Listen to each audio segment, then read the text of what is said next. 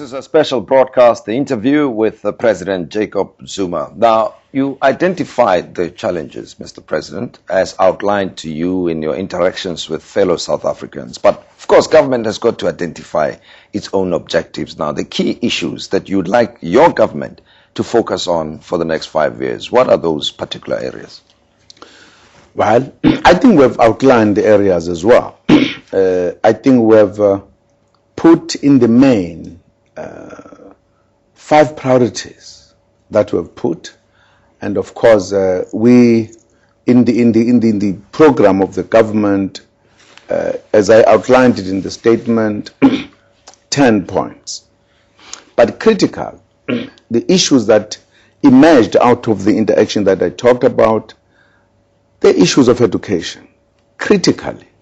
And this is an issue that we identified as an issue that I think you cannot run away from, that if at all we are to address all the ills that face our country, education is key. Because if you have not educated your population, it means your population is not empowered to participate in the economic activities or in any other activity. And therefore it is important to educate the population. It's therefore important to invest in education. It's critical. If you succeed in education, you will in fact address other issues which are present because people are not sufficiently empowered. Any nation that looks forward to development, it must skill and educate its population. So it's critical. And that is why when we focused on it, it was not just to say we need education to move forward. We even split the ministries so that there is specific focus given on both, but critical at the basic education. Because that's where the formative years are. That's where you shape a human being. That's why you need to put more effort. And that, therefore, there should be no school that looks different because it is somewhere in the deep rural than the school in the urban areas. In other words, you must be able to have the right teachers with the right attitude as well as the facilities. And therefore look at education itself. Our education must be relevant to the demands of today. And also to do away with the situation where if a child fails matric, is then rejected, disappears. What do you do with such kids? So there's no kid that disappears, because some might not be good in a particular line or disciplines, but they may be good on some handwork, on some other training, so that you do not have the kind of citizens that are going to be looked at, even if it is not declared, as not up to the scratch. So everybody, you must do something. In other words, anybody must feel confident that even if I couldn't write an essay, but I can really build a house. I think that's what we're trying to inculcate, and therefore to make our citizens to be able to participate in the economy. And of course, we'll touch on some of the areas, Mr. President, as we continue. But given your passion when you talk about education, I'd like to stay with that for a moment. Wonderful. Now, investments in terms of financial resources have been made over the past 15 years. Where did we go wrong, actually, to your mind? What is it that you, as president, will do differently that would show us, as a nation, that things are now going to work differently? You said there are specific non-negotiables. Would like to see those non-negotiables being respected. I don't know how you're going to go about that. No, we will certainly going to go about it. Firstly, I think we're going to engage every sector, because I think that understanding must be a national understanding. I don't think there is anyone who would not want to do the right thing. And therefore there will be discussions with the unions, there will be discussion with the parents, there will be discussion with the kids. As I said in my statement, I am going to be meeting the principals. To me, the principals are very critical. And I've argued in different situations that in all efforts that we've been doing, the meetings really just to show that the size of the department tended to make people concentrate on the rectors. They were almost regular meetings, but there were no meetings with the principals. And yet, that's where, in my view, you needed to put more effort. So I'm organizing already a meeting to begin to discuss with the principals, because in the first instance, if you are put as a manager, you've got to manage appropriately, and therefore a principal must do his or her work.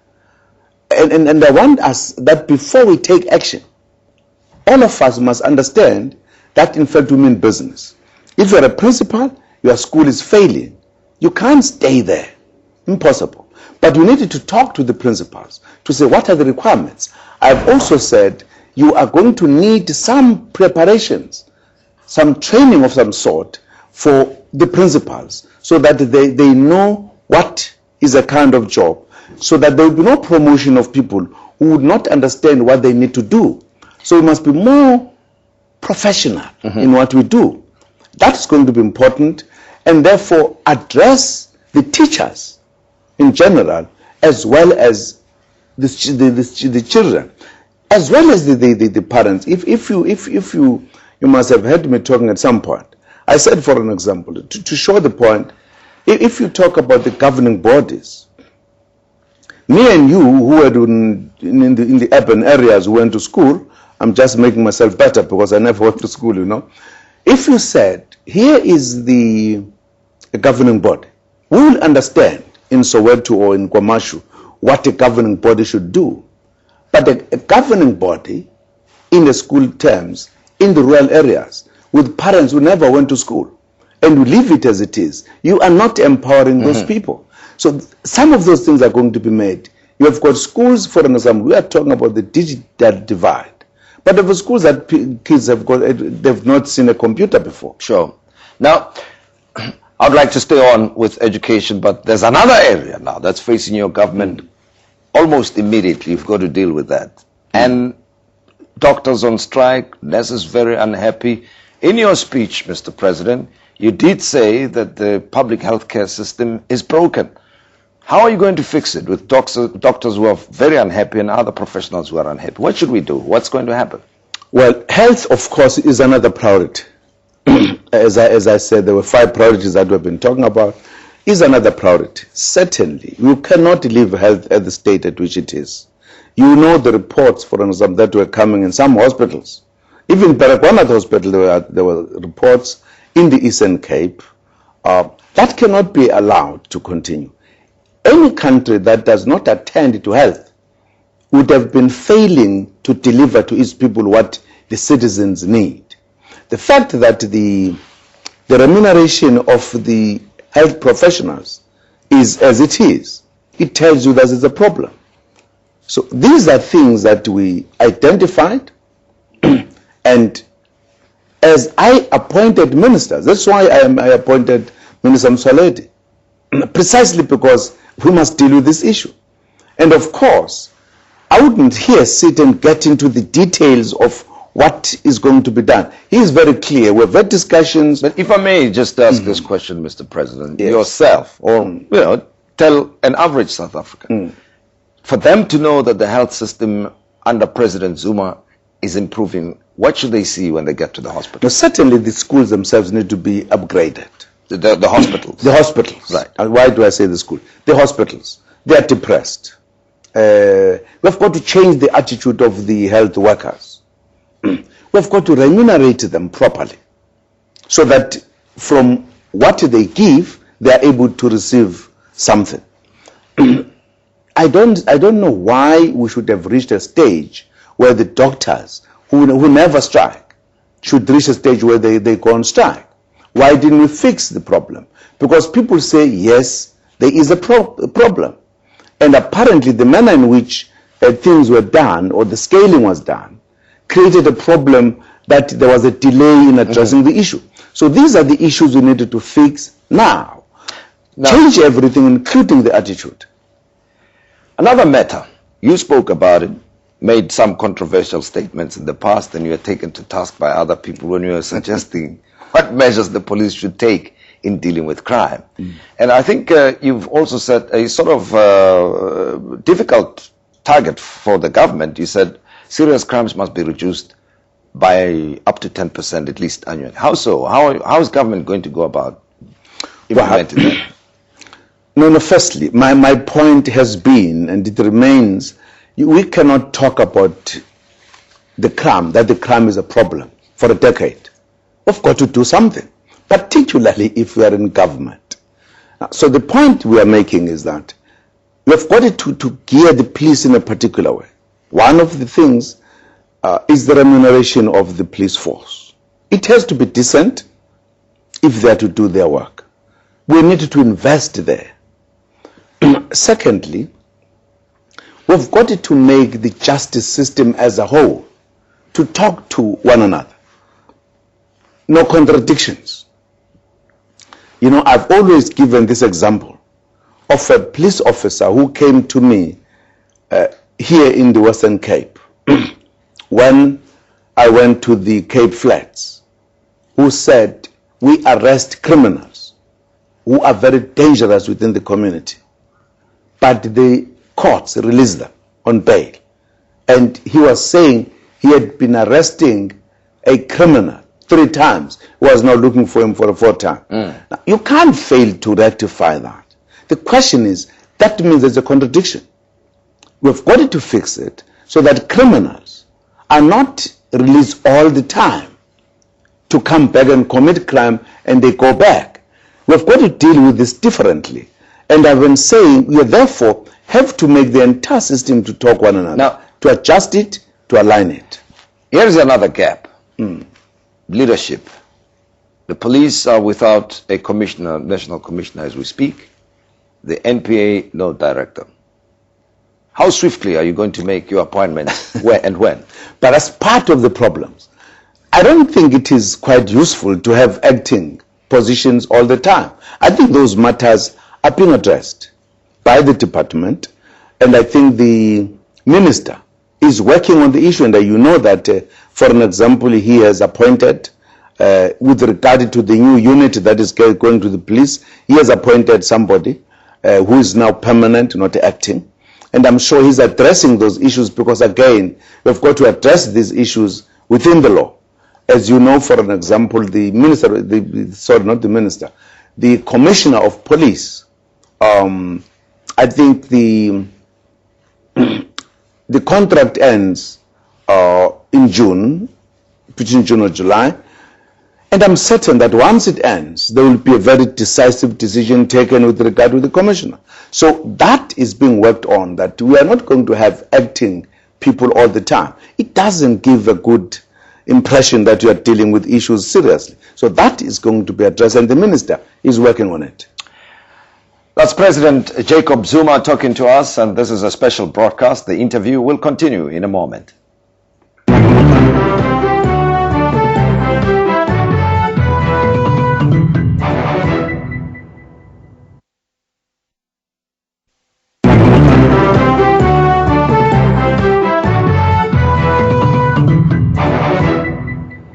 This is the first ever interview with President Jacob Zuma since he assumed the presidency, gave the State of the Nation address earlier this week. Now, in your opening remarks, Mr. President, you alluded to the difficult economic conditions globally. The country, as we speak, is in recession itself, and the unemployment rate has been high for a very long time. You spoke about the disparities between the impoverished, unemployed South Africans and a few South Africans who've been lucky enough to have jobs or have their own businesses.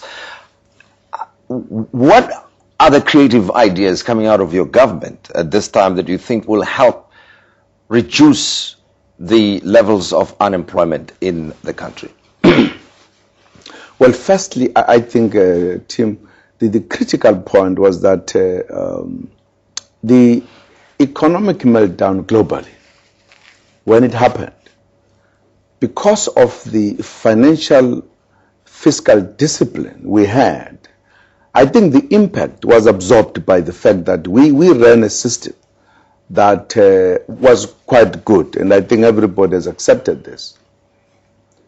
But once it was clear the impact was coming, the partners met, the business, government, social sector, as well as the unions, because you couldn't tackle this alone. You needed an agreement. How do we deal with this? And the leading question or challenge was the question of jobs. How do we minimize the loss of jobs? Because if we did not say anything, I mean, workers would have just lost the jobs willy-nilly. But we said, no, let us discuss how do we minimize this. Because we must all appreciate that we are getting into this one. So the only structure that creates a favorable situation for this discussion is NADLEC. And it was discussed. And there are specific agreements that they were undertaken, which are being implemented, which will need more enhancing as we go forward. Because in no way you could avoid it totally. But how do you minimize the impact? And what do? You needed this coordination, this understanding, so that things that would be otherwise doing under normal circumstances, you might this time say, let us do them differently. I think that was the basic thing that we needed to do. Secondly, we looked at our own economy, because besides that the financial system was operating very well, when the crisis came, it came at a point when we had very major projects that were undergoing in South Africa, which in a sense helped. That of course these major projects that were going, it added to the fact of the impact that it was not so severe, because we are talking about projects that have employed a lot of people as well. So how then do we deal with that? And in addition to that, we are saying in our program, the question of the infrastructure in the country, which is a necessity, because our economy has been growing, and therefore the infrastructure has been really under pressure. So there is a decision to deal with the infrastructure. I think there are billions that have been put aside to say, let us do infrastructure, the rural development, the urban renewal, etc. That in itself creates the economic activities that help to sustain the jobs, that also would create a possibility of some people who could be losing jobs in other areas but finding jobs in other areas. But what about those particular companies and industries that are under severe pressure that may have to close down and lay people off? Do you think that warrants some financial intervention on the part of the government through whatever agency, that they will receive such assistance? I think we have said, with regard to that, once that situation comes, we'll have to discuss with such companies. As you have seen, even in the old Europe and in the United States, once some of their companies were in trouble, they had to rescue them. I think it's a question of us saying at what point and what is the degree of the difficulties and what could be done. Mr. President, you spoke earlier about the way in which the South African economy was able to absorb the pressures that were flowing from the economic meltdown globally. Some of them include things like inflation targeting, the tight monetary policy of the Reserve Bank. Yet, COSATU, allies of the ANC, are saying that they are not happy with the way the Reserve Bank has played its role, and they've also indicated they will not support the reappointment, if we get to that point, of the governor of the Reserve Bank. What's your view? No, I don't think we could respond to that question of the governor of the Reserve Bank. That's a matter we'll deal with when we get to a particular point. Of course, appointments do not please anyone at any given time. They always make others feel the other way, and others wise they feel the other way. I think the critical point is, are we able to do the right thing? I think the stance... Let me put it differently. Yes. Are you happy with the way the Reserve Bank is discharging its responsibilities? I think so far, part of the reason I said our financial institutions were an important factor in absorbing the impact. It includes the Reserve Bank, I think, in the manner in which it was operating. And I think ever since the crisis, I think the Reserve Bank has in fact cut down on the interest rates, which have been the problem. I think the people are actually discussing how much it must do it. That's a debate. You know that it was tightening it before the impact.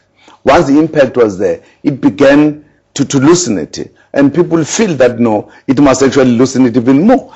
Those debates, Tim, will never end, because as you know, economists, they've got views and views about the same thing. And others are already saying that the government must borrow more, which would obviously lead to some inflation. That's a problem, you see? What do you think? So that's part of the problem, because people think we must do this and we must do that.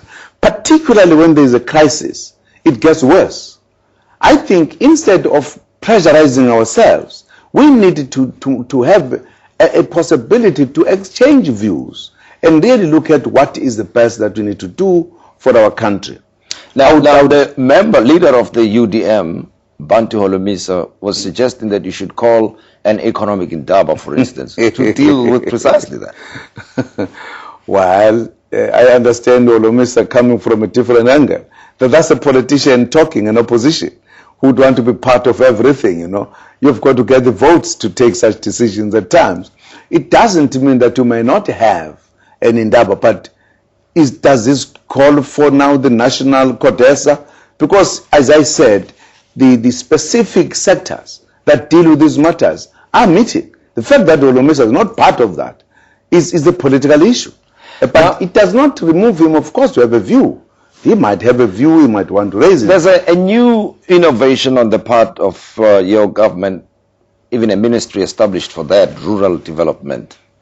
You are from a rural area yourself, Nkandla. We know of so many villages. I could mention a few of them where people are living under very depressed and depressing conditions. Mm-hmm. What would you like to see over time when you visit these villages that would tell you that the approach by government of rural development is working? What is it that will change in South Africa? Well, firstly, I think it's a question of the infrastructure in the rural areas. Infrastructure is not at all user-friendly. In other words, you do not have the infrastructure that will create economic activities that will reside within the rural areas. Precisely because there isn't such a possibility, then people from the rural areas move to the big cities, and you end up with informal settlements, big numbers of unemployment. I think the rural development says create economic activities in the rural areas. In other words, make the people in the rural areas begin to be economically active. And therefore, you must establish things that they must do. Once again, you need to look at how they utilize the land itself. It must be, in a sense, multidimensional. They must do a number of things so that you are able to create activities in the rural areas to create the kind of economic activities. We talk, for an example, about renewing the small towns, make them vibrant, grow them, but also go to the question of the land itself, the agriculture itself, so that you focus on the rural development. So I would be very keen that when I go to the rural areas, I'm able to reach my home because the road is tarred. Because at some point, because of the mud, you cannot reach. I'm able to cross some rivers that you cannot cross if it is raining because there is no bridge. And therefore, you are able to make the life flow there. Not just life socially in general, but economically. You are able to establish people, for an example, in the villages. They've got no shops, no supermarkets, no malls. If at all they want to use their money, they've got to use the money first to take a transport here to the nearest towns instead of walking across and buying and coming back home. Create these kind of activities, because those people do have the money. They, in fact, flock into the small towns on the weekends to come and buy. Why don't you take the kind of economic activities nearer where they are? I think that's what we want to see. That's President Jacob Zuma. He's talking to us. This is a special broadcast, and we will continue talking to the President in a moment.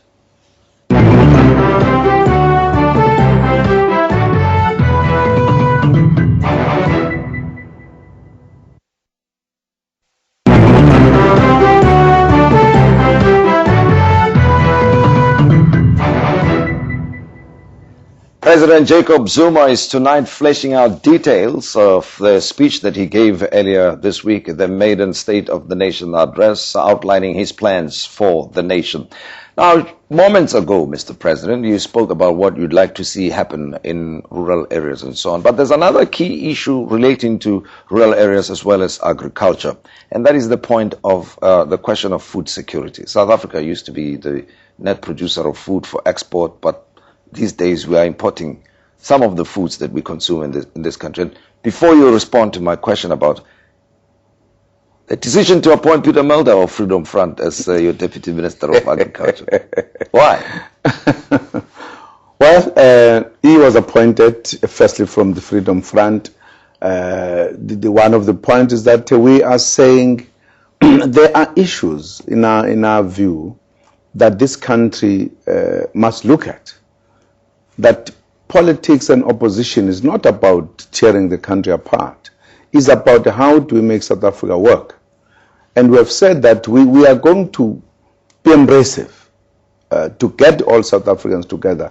Historically, I've always said, I would like to see the opposition that is constructive, an opposition that helps us to move forward. But besides that, I think it is important to have all South Africans who could contribute, because there are parties that will never have an opportunity, for an example, of being in government. They are small, they will remain small. And if there is an opportunity that they are in government where they could also play a role, I don't think there is any problem. As you know, we have done this before. We have had members of cabinet who came from other parties. I think it was important to have Peter Mulder as a deputy minister in agriculture, because partly we are to address the very question we are asking, the question of how do we change the agriculture to become productive. In the past, we used to export food. Now we are importing. What can we do? And I believe that he has a role to play there. Whilst politically I thought it was important to have him within the deputy minister of the ministries, but importantly to play a role in this particular... I'd like you to talk a bit more about food security. Yes. Any ideas? What should the country be doing now to make sure that we produce more food? Well, firstly, there is agriculture, as it were, where there is a minister and a deputy minister. We've got to look at what is it that made us in the past succeed, which we are no longer doing now. And the detailed work is going to be going in, and they are working on it already. How do you combine that with your other kind of life, which was people who were tilling land, they were able to have something and have something to eat? As a result, both the Ministry of Agriculture and the Ministry of Rural Development are in fact working together. I talked, for an example, about Guyana. They've been there together. They've got joint programs so that both these dovetail. As you develop the rural areas in every respect, including using the land, but how to use the formal agricultural experience and knowledge to ensure that you are able to produce more food. That, to me, is very crucial. And I think they're doing it already. And the ministers, in fact, after the budget, will be giving minute details of what they are doing in addressing those issues. Let's look at the capacity of the state to deliver on some of the points that we've spoken about. There is a ministry of within your office of planning. There's also the monitoring aspect of it. How are they going to work? Well, the Minister of National Planning, really, that deals with the overarching national plan that I think we should have. In the past, if you looked at things, departments almost worked in silos. You need a plan that every other department is implementing the national plan. And you need to have a plan that talks to all issues, so that all other plans that emerge are guided by the national plan. You will recall, for an example, not long time ago, I think it was last year, we suddenly came across, once we thought that electricity was in abundance in South Africa, we suddenly came across the shortage of electricity. That indicates that there wasn't a national plan. Other people did not know that we're running to a problem in terms of the energy. If we said we are a growing economy, it needed energy. If we said we are rolling out electricity to the areas that never had electricity before, it's common sense that therefore you needed to begin to work towards ensuring that there is energy. But because there wasn't a national plan, that did not happen. We would just hit a problem at a given time. And we are saying there is a need for a national plan that everybody knows, which must influence as well the resources and the budget. What is it that we are trying to do? It must as well inform what even the provincial government is doing or local government, so that you don't have a situation that whilst the national is doing something, the province are doing their own things, and the municipalities are doing their own thing. There must be a generally agreed direction of this is the plan of this country where we are going. And what about the monitoring side of it? Part of the problem, as you know, we have been saying our policies are very good. Problem has been in the implementation. And we are saying we can no longer complain about that. We now need to ensure that government works. Firstly, there is a change of culture in government. You know, government works very slowly. It needs to work properly. And therefore, for us, whether you talk about the national departments or provinces, etc. I need to interrupt you here, Mr. President. Okay. Change of culture. Yes. Interesting point. What do you mean, change of culture? What's going to change now? In the manner in which people work in government. As I say, the wheel in government turned very slowly. People take time. They can't sign a document today. They will sign it again. A person comes to ask that, look, I've got no ID, come tomorrow. If people at the door or the gate are in a queue, the time is time up, they say, okay, come tomorrow. I'm saying that must change. Nobody must be turned back in a queue. We must finish it today. And everything, if a document, you're applying for a document, you must shorten the time of getting the document. Everything must be done properly. If the document has to be signed today, it must be signed today. And we therefore establish the performing monitoring structure that must look at all of us. Are we working? Are we doing our work? Are we implementing? If not, there is no need to why we should be remaining there. We should move and let people who are going to come to do work. One of the things, people get employed to do particular work, they are interviewed. But does once this once they're employed, they then farm out the work to the consultants. It applies to politicians as well? It is going to apply to everyone. Cabinet ministers as well? Cabinet ministers, everybody else. President Jacob Zuma talking to us. This is a special broadcast. It will continue in a moment.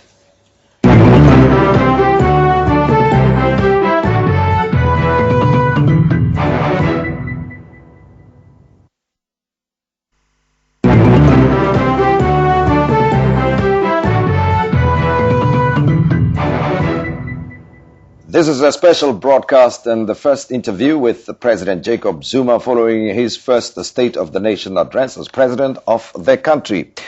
Now, President Zuma, I go back to your speech now. You said we will support the peace efforts of the African Union and the United Nations on the African continent, and went on to say, as the chairperson of SADC and facilitator, will participate in promoting inclusive government until free and fair elections are held in Zimbabwe. The plight of Zimbabwean people has had a negative impact on the SADC region, especially South Africa. What needs to happen there, and when?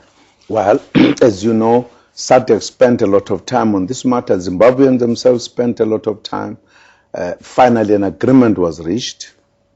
What I think we're all saying to our brothers and sisters in Zimbabwe is that they must implement an agreement. It's very important. I think they are trying their best. Like all agreements, it's not easy to do so, but I think they're trying. They need to be supported by us in the first instance, the region. And the point that I was making with regard to the Zimbabwean situation is that precisely because of the size of South Africa and its economy, Zimbabweans tended to come here in big numbers. Now that affects South Africa. It's an important point to take into account as we deal with the Zimbabwean situation. That is not just a situation that affects Zimbabwe only. Precisely because Zimbabweans walk out of the country in Botswana, in Mozambique, in Malawi, and Zambia, it does affect the region. So it's not just because it's a neighbor. It's actually a practical issue that we have got a situation, and therefore the correcting of the Zimbabwean situation is important because it does ease the pressure that you would have in South Africa. If the estimation is that between 3 and 4 million Zimbabweans are here. That's not a small number, which I think even the Zimbabwean brothers and sisters in the leadership must take into account, that it is affecting everybody else. And we are therefore saying, let us help them to implement the situation. We are also calling upon other countries who have got more possibilities to help support financially, resource-wise, with material, to ensure that that agreement holds and it works and it begins to take Zimbabwe out of the trap. Now, a lot of activities have been happening on the sporting front in South Africa. We had the Indian Premier League coming here, the cricket one, the British Lions visiting South Africa, playing rugby. At the same time, we're having the Confederations Cup. How do you feel about this amount of activity in the country? Very We're good. Planning for the World Cup as well. I'm feeling very good. It means South Africa is a country very active in sport, and it is recognized by the international community as a country to come and entertain and compete. For an example, the cricket. The decision to come to South Africa was taken a very short time. And again, testing South Africa whether it is ready to meet the challenges. And I think it did. We had a very successful cricket match. And the fact that the soccer is coming here and we are playing the rugby and everything, South Africa is just busy, it's warm, and that's why we are saying South Africans are very unique people, wonderful people, and a wonderful country. I think those activities just creates the kind of economic vibe and activities and tourism that we need as a country. Now, in your speeches, the inauguration speech, the State of the Nation speech, you referred to former President Nelson Mandela. How important is his leadership to you, his style of leadership? And you've also spoken about the celebrations to mark his 91st birthday. Well, President Nelson Mandela, the icon of this country, I think in the history of this country, both politically and socially, I think he remains one of the most important individuals within a collective. And it's not now. Historically, he has been. And I think he has made a contribution that I think we need to take. So I take Madiba as one of my leaders. And the leader that has guided me is one of those who guided us politically in our political development, and they've always done the right thing. Now, and it's important that it's part of. And he stayed for only one term. Now, in your case, Kwasatu says you must stay for 2 terms. One part of the question. Second part, what should we expect as citizens in the country from Jacob Zuma, the president? Very briefly, Mr. President. Well, firstly, the time, whether the term is 1 or 2, that is determined by the ANC. The ANC will say what happens. I think from me, the population must expect a person who understands that he's being given a task to serve the people, and who's ready to serve the people of this country, and who's ready to listen, who's ready to take advice, who's ready to be led so that he could lead better. That's what I think the people of this country should expect from me. And from them? From them, of course, I expect their participation. As I said, their advice. They shouldn't keep quiet. They must be able to tell me when I go wrong. I'm ready to listen. They are part of the South Africa that must be better. So they must participate. They mustn't sit back. That is why I've been appealing to the political parties that they must participate in making our country a better country. Mr. President, it was a pleasure talking to you. Much appreciated, and good luck. Thank you very much, dear. Thank you very much indeed. Thank you. special broadcast with President Jacob Zuma. And from us, good night to you.